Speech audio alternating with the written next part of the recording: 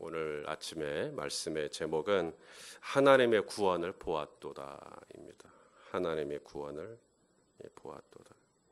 이번 주 설교를 기억하시는지 모르겠습니다. 다윗의 찬송이었는데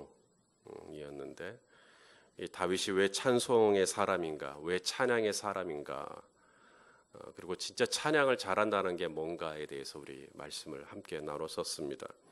사울을 피해 동굴에 있으면서도 마음을 확정하고 하나님을 찬양했던 다윗.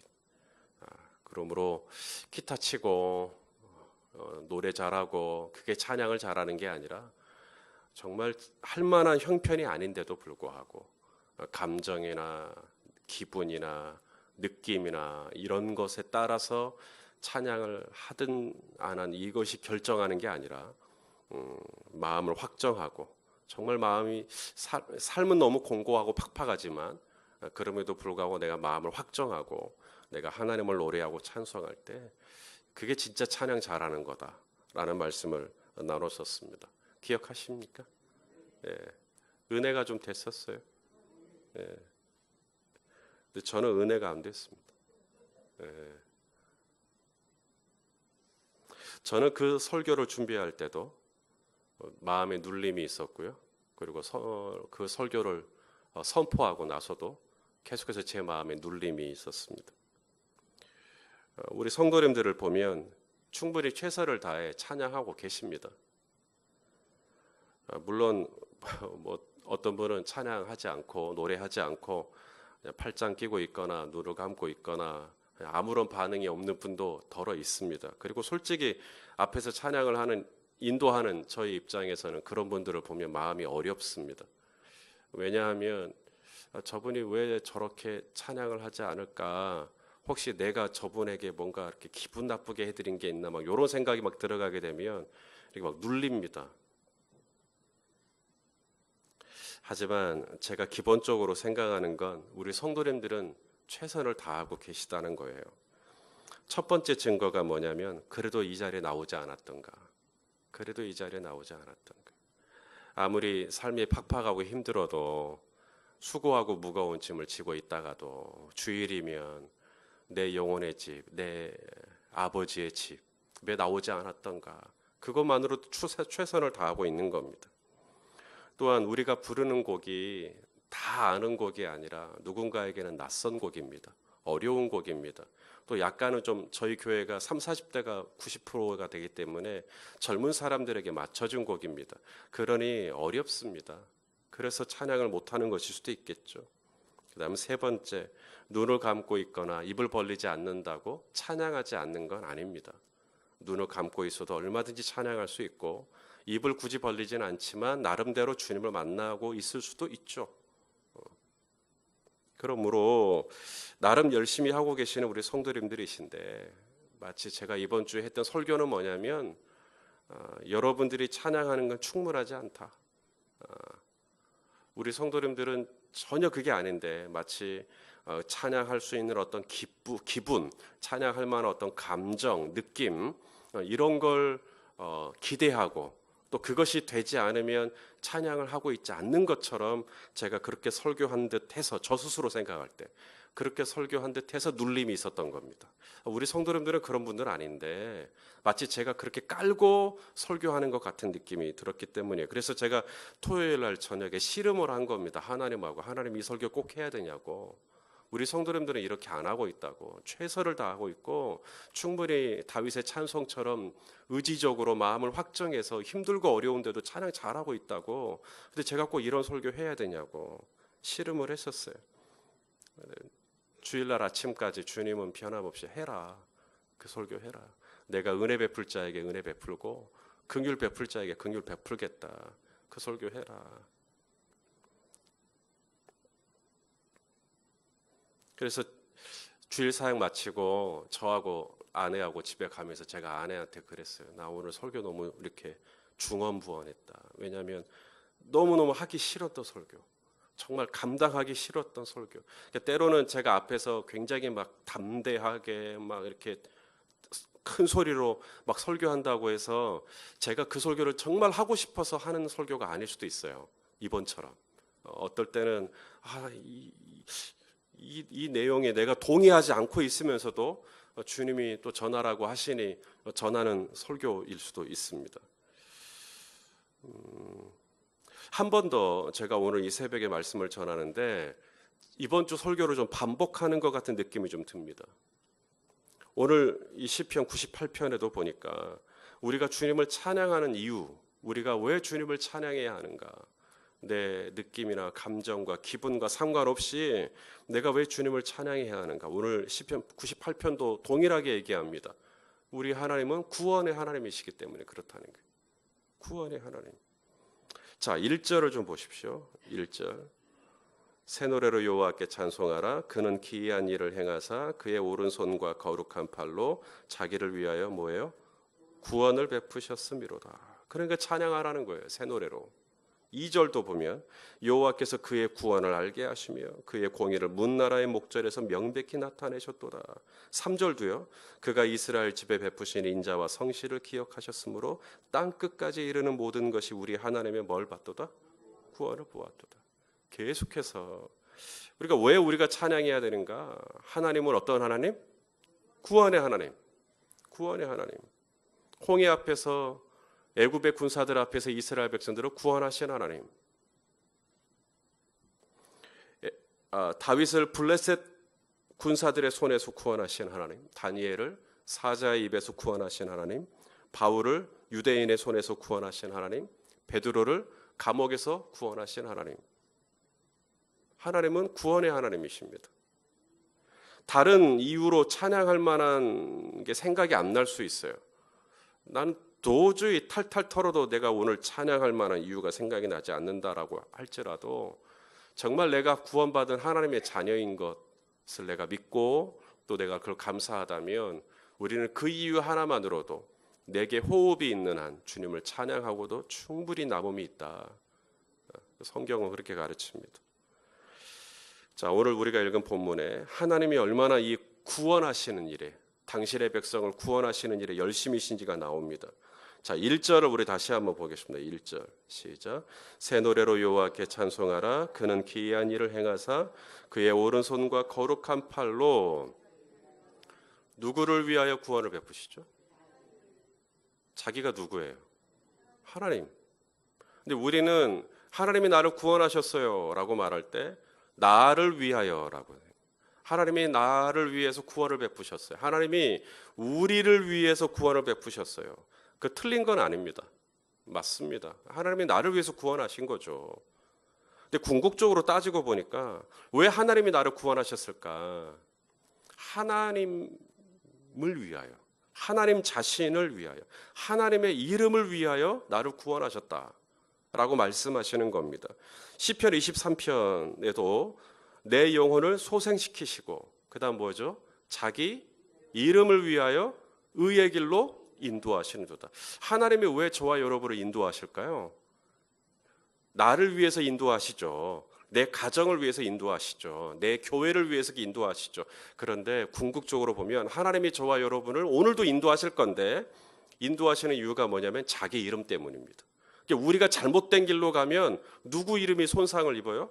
하나님의 이름이 손상을 입으니까 하나님이 오늘도 저와 여러분을 인도해 주신다는 겁니다.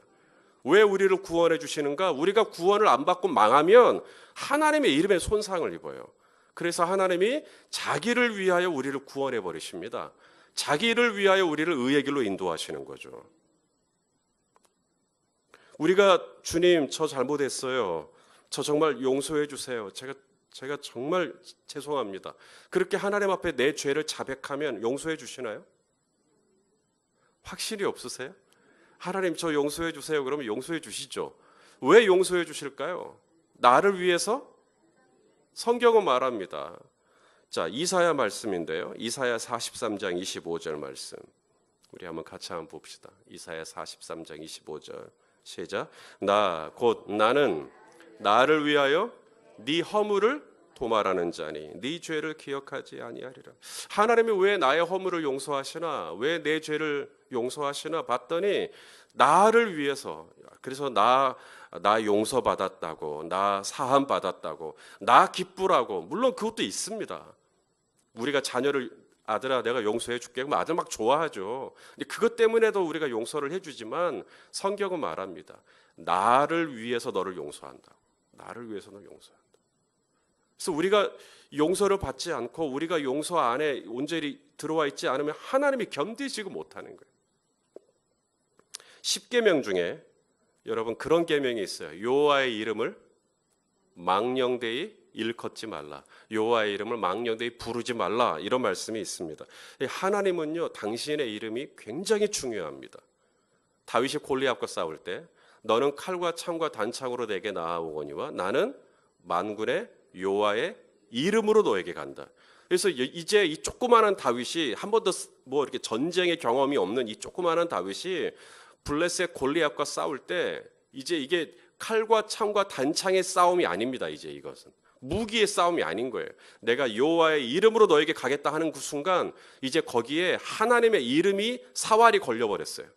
이제 여기서 다윗이 지면 누구의 이름이 손상을 입어요? 하나님의 이름이 손상을 입게 생겼습니다. 그래서 하나님이 다윗을 도와준 거예요. 여호와의 이름으로 가버리니까. 나에게 금과 은은 없다. 은과 금은 없다. 하지만 내게 있는 것 너에게 준다. 나사렛 예수의 이름으로 일어나 걸어라. 예수님의 이름에 권위가 있어요.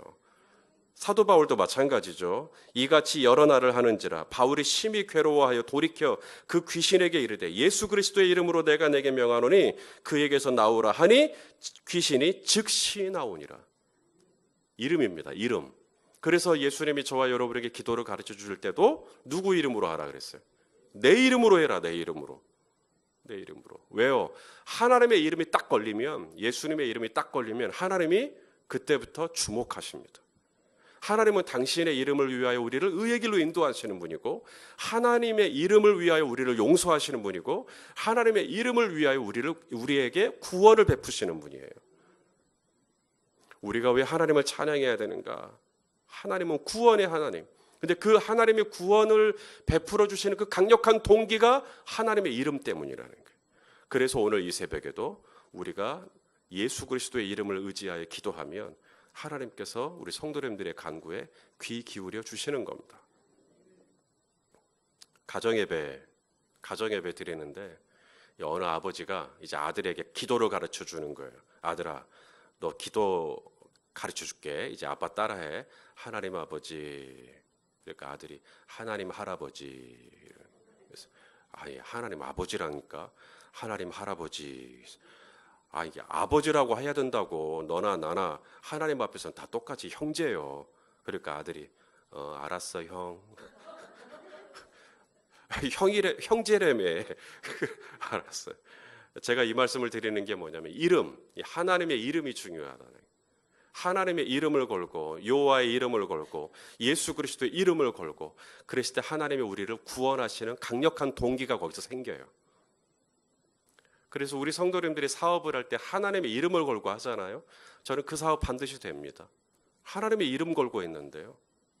물론 그 이름에 합당한 경영은 당연히 따라가야 되겠지만 하나님의 이름을 걸고 하는 거예요. 하나님의 이름. 그래서 구약 성경에 성도를 가리켜 뭐라 그러냐면 내 이름으로 일컫는 내 백성이라 그래요. 그래서 성도 한 분 한 분에게는 하나님의 이름이 걸려 있어요. 그래서 하나님이 그 성도를 구원하시고 그 성도를 보호하시고 그 성도를 지켜주시는 것입니다.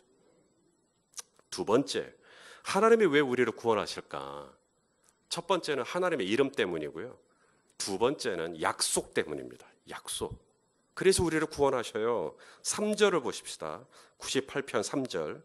자, 시작. 그가 이스라엘의 집에 베푸신 인자와 성실을 기억하셨으므로 땅끝까지 이르는 모든 것이 우리 하나님의 구원을 보았도다. 하나님이 왜 이스라엘을 도와주셨다고요? 인자와 성실을 기억하셨다. 인자와 성실을 베풀기로 약속하셨던 것을 기억하신 거예요. 하나님이. 약속을 기억하시고 그리고 이스라엘을 지나간 40년 광야길에서 지켜주시고 보호하여 주시고 인도해 주셨던 것입니다. 인자와 성실을 기억하셨다. 약속입니다. 약속. 하나님이 우리를 지키시고 보호하여 주시겠다는 약속. 자, 이사야 31장 5절 말씀인데요. 이사야 31장 5절. 자, 우리 같이 한번 읽읍시다. 시작. 새가 날개치며 그 새끼를 보호함 같이 나 만군의 여호와가 예루살렘을 보호할 것이라. 그것을 호위하며 건지며 뛰어넘어 구원하리라. 할렐루야. 저는 이 말씀 생각할 때면 이렇게 용기가 납니다. 하나님이 나를 구원해 주시기 위해서 마치 뛰어넘어서, 어떤 장애가 있어도 그것을 뛰어넘어서 나를 구원하여 주신다는 약속이죠. 이런 약속이 우리에게 있는 겁니다. 그래서 하나님이 우리를 구원해 주시는 거예요. 이사야 45장 2절, 내가 너보다 앞서가서 험한 곳을 평탄하게 하며 논문을 쳐서 부수며 쇠빗장을 꺾어버리겠다. 가장 감동이 되는 것, 손 목사야, 내가 너보다 앞서갈게. 내가 너보다 앞서갈게. 그리고 앞에 무슨 장애가 있으면 무슨 마징가 로봇 주제가 같아요. 아실란가 모르겠어요. 인조인간 로봇 마징가 제트. 우리들을 위해서는 뭐 이렇게 한 거 있잖아요. 앞에 있는 모든 장애물, 앞에 있는 모든 나를 해하고자 하는 것들을 하나님께서 다 평탄하게 해버리겠다는 거예요. 시편 121편 5절, 여호와는 너를 지키시는 이시라. 여호와께서 내 오른쪽에서 내 그늘이 되시나니 낮에 해가 너를 상치 아니하며 밤의 달도 너를 해치지 아니하리로다. 성도 여러분, 이게 다 뭐라고요? 약속입니다. 우리가 하나님께 이 약속들을 붙들고 가면 하나님이 기억하셔요. 아, 그래, 맞아, 내가 그렇게 하기로 했지. 그리고 하나님이 여호와의 구원을 우리에게 보여주시겠다라고 말씀하시는 겁니다. 자, 이렇게 우리를 구원하십니다. 약속이 있고요, 또 하나님의 이름 때문에 우리를 구원하셔요. 우리가 할 일이 있습니다. 그렇다면 내가 할 일이 뭔가? 오늘 98편이 우리에게 말하죠. 하나님을 찬양하라는 거예요. 하나님을 찬양하라는 거예요. 4절, 온 땅이여 여호와께 즐거이 소리칠지어다. 맞습니까? 여호와께 즐거이 이 즐거이 소리치라는 말이 뭔 말일까요?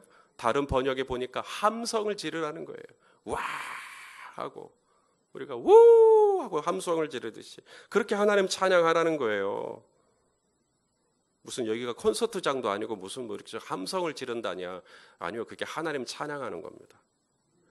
5절에 수금으로 악기가 등장합니다. 음성으로 6절에 나팔 소리, 호각 소리, 이런 것도 찬양해요. 하나님을 찬양하라는 거예요. 여기서 참 인상적인 게 있는데 9절입니다. 9절, 우리가 받은 구원이 무엇인지를 이 9절이 잘 설명해 줍니다. 자, 9절을 읽읍시다. 시작. 그가 땅을 심판하러 임하실 것이미로다. 그가 의로 세계를 판단하시며 공평으로 그의 백성을 심판하시리로다. 심판이라는 단어가 2번 나오죠. 그가 땅을 심판하러 오신다. 그리고 그가 그의 백성을 심판하실 것이다. 우리는 심판이라는 단어 그러면 약간 좀 두려워하는데요. 이게 사파트라고 하는 단어인데 이게 지배한다, 통치한다, 다스린다라는 뜻입니다. 하나님이 그의 백성을 다스리시고 하나님이 그의 백성에게 통치하시고, 이런 뜻입니다. 우리가 구원받았다. 이 구원이 뭐냐? 구원이 뭐냐면 나라가 바뀌는 걸 의미합니다. 나의 소속이 바뀌어요. 전에는 내 나라가 땅이었어요. 이전에 예수 믿기 전에 나의 나라는 땅이었단 말이에요. 하지만 예수 믿고 난 다음에 나의 나라는 하늘이 됩니다. 하늘나라, 하나님 나라. 이게 나라가 바뀌어요. 바울이 뭐라 그랬냐면 천국의 시민권, 그 얘기 하거든요. 빌립보서 3장 20절 말씀 한번 봅시다. 빌립보서 3장 20절. 자, 시작. 그러나 우리의 시민권은 하늘에 있는지라 거기로부터 구원하는 자 곧 주 예수 그리스도를 기다리는. 예전에는 우리의 시민권이 어디 있어요? 땅에 있습니다. 하지만 구원받은 이후에 구원이라는 게 뭐냐면 이제 우리의 시민권이 바뀌었어요. 소속이 바뀝니다. 이제는 우리는 땅에 있을 때는 땅의 통치를 받아요. 하지만 이제는 하늘에 있습니다. 우리의 시민권이 하늘에. 그래서 누구의 통치를 받아요? 하나님의 사파트, 하나님의 사파트, 성령의 사파트. 그래서 지금 그 얘기를 하고 있는 거예요. 그가 땅을 심판하실 거다. 그가 땅을 심판하러 오실 것이다. 임하실 것이다. 그의 백성을 심판하실 거다. 그게 바로 하나님이 우리를 다스리시고 하나님이 지금도 우리를 통치하시고 하나님이 지금도 저와 여러분의 삶의 모든 조목조목 하나님의 뜻대로 하나님의 경륜대로 하나님의 계획대로 하나님의 섭리하에 모든 것들을 다 주관하고 계십니다. 이제는 우리의 삶은 이 땅의 것이 아닙니다. 이제는 우리의 삶은 온전히 하나님 나라의 것이며 예수 그리스도가 하나님께서 당신의 이름으로 그의 백성을 친히 주장하시고 다스리시는 그 영역 안에 저와 여러분이 들어가 있어요. 몸이 아파도 하나님의 뜻이고요. 나에게 뭔가 안 좋은 일이 있어도 하나님의 뜻이고요. 우리는 그렇게 온전히 하나님의 통치와 다스리심 안에 들어가 있어요. 그게 구원입니다. 이제는 우리는 새로운 질서, 이제는 새로운 삶의 원리, 그리고 새로운 삶의 영역 안에 우리는 들어와 있는 것입니다. 그걸 구원받았다 그러는 거예요. 돌 감람나무였던 너희를 뽑아가지고 참 감람나무에다 접붙임을 했다. 이제는 완전히 나무가 바뀌어버렸어요. 전에는 완전히 스디슨 돌 감람나무의 사용아리였는데 이제는 참 감람나무이신 예수 그리스도에게 접붙여가지고 이제는 예수님의 생명과 삶의 원리 안에 내가 들어와 있거든요. 그게 구원입니다. 나를 그렇게 구원해 주신 하나님의 은혜를 내가 오늘도 소리쳐서 찬양하고 내가 그 은혜를 감사하면서 내가 오늘도 있는 힘껏 하나님을 노래하라고 시편 98편은 우리에게 가르쳐주고 있는 것입니다. 오늘도 당신의 이름을 위하여 우리 성도님들을 구원하시고 우리에게 인자와 성실을 베풀기로 약속했던 약속 때문에 우리 성도님들의 간구에 귀 기울이실 우리 주님 앞에 담대히 기도의 자리로 나아가시기를 예수님의 이름으로 축원합니다.